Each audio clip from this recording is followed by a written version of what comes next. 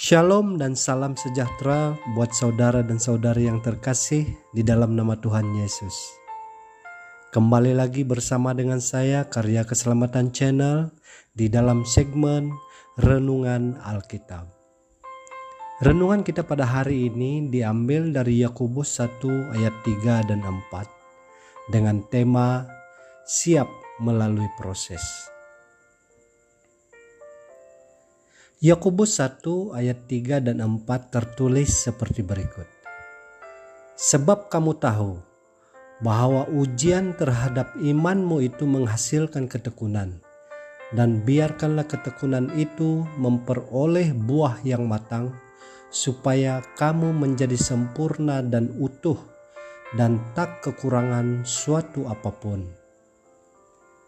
Saudara dan saudari yang terkasih dalam nama Tuhan Yesus, salah satu kunci kejayaan adalah siap menjalani proses. Tidak ada kejayaan tanpa proses. Dalam pencapaian mengikuti kehendak Tuhan pun diperlukan proses. Amin. Mengapa demikian? Karena Tuhan memiliki rancangan atas hidup kita yang harus kita dapat melalui proses.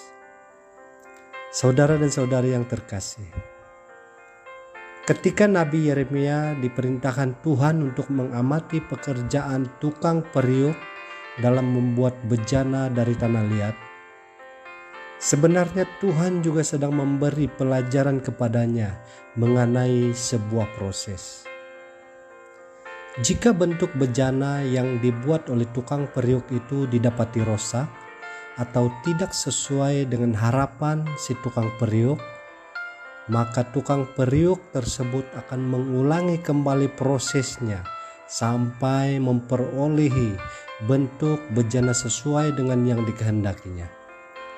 Saudara dan saudari yang terkasih, dari sini kita melihat dan dapat belajar bahwa proses itu sangatlah penting, sebab dalam proseslah segala sesuatu dibentuk.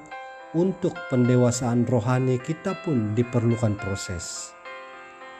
Proses tersebut boleh kita alami melalui keadaan yang tidak kita harapkan, seperti menghadapi masalah atau mengalami penderitaan. Melaluinya karakter dan sikap kita dibentuk. Bahkan membuang karakter ataupun sikap yang tidak berkenan di mata Tuhan, melalui proses itu pula kita boleh menikmati kedalaman anugerah Tuhan. Apakah saat ini kita sedang mengalami proses? Adalah bijak jika kita tetap bersyukur dan belajar taat menjalaninya sampai proses itu selesai. Karena proses akan menentukan hasil, sebab itu jangan sampai kita tidak taat di dalam menjalaninya.